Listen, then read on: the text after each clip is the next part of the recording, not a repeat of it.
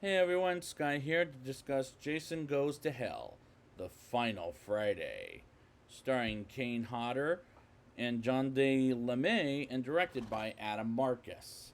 Now, I have seen this once in my life until this viewing, so what do I think of it? I don't remember, except it might be the same as what I'm about to think of it now. Let's get into it.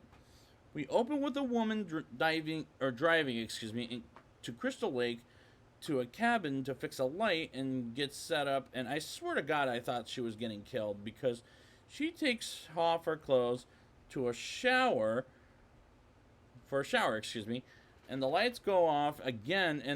The woman is attacked by Jason Voorhees as he chases her in the woods until she stops and the lights go on, and some troopers shoot his ass down and blows him up. And as an opening, it's not realistic at all. I was busting my ass off laughing at it though. Jason gets taken to the hospital for what reason? I don't know. Who the fuck cares? Jason will end up being alive by the end of the hospital scene as the doctor eats his heart and his spirit goes inside him and kills off a student talking some shit about Jason, and I'm laughing in a way it's so bad.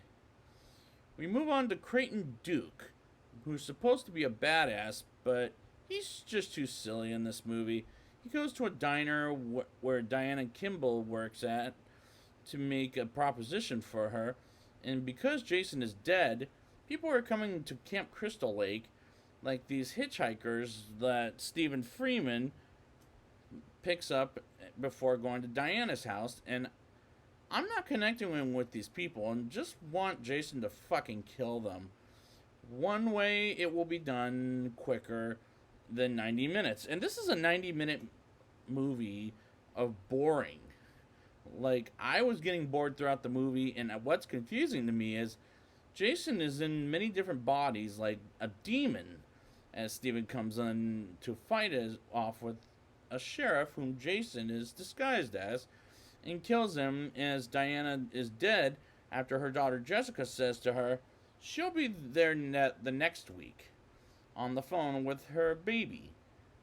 But she arrives to see her mother's blood after a cop is led to believe Stephen killed Diana as he's sitting in prison, and I'm about 45 minutes into the movie and it is losing me at this point.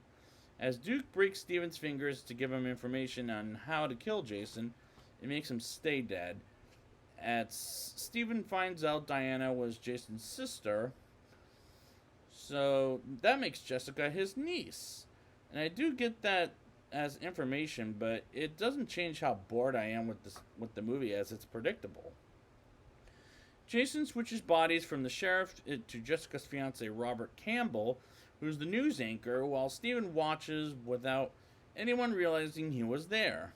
Then we move on to Jessica's place, where Robert almost kills Jessica, but Stephen comes to the rescue, and let's be blunt, this movie makes no sense, and it's boring, and Jessica throws Stephen out of his own car to go to the cops, and one cop that tries to help him earlier in the film fights Stephen and brings him in, and as they see Jessica, Stephen knocks the cop down and gets Jessica out of the police station, and they run it to the diner as the owner won't let them get Jessica's body, as the owner's kid gets the sheriff until he gets killed, and Jason kills almost everyone in the diner except for Vicky, who lets Jessica and Stephen get the baby as it's missing, and Jessica takes the car without Stephen to go to Duke, and Stephen walks to the house where Duke is at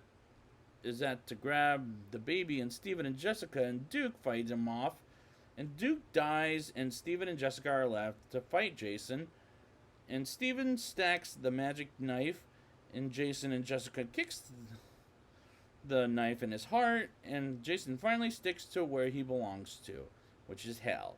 And the last image is Freddy Krueger's glove pulling Jason in the dirt, and the climax is not good, but I did like the Freddy Krueger glove dragging Jason's mask to hell. Now it's time for the rating. I'll give this movie a a 3.1 out of 10.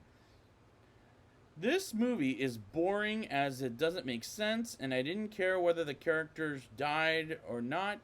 And we do see Jason's physical body until the end of the movie, which wasn't enough, or we don't actually, which wasn't enough for me, and the movie is predictable. So I'd like to thank you guys for joining me, and next time I will be back with Jason X. And until next time,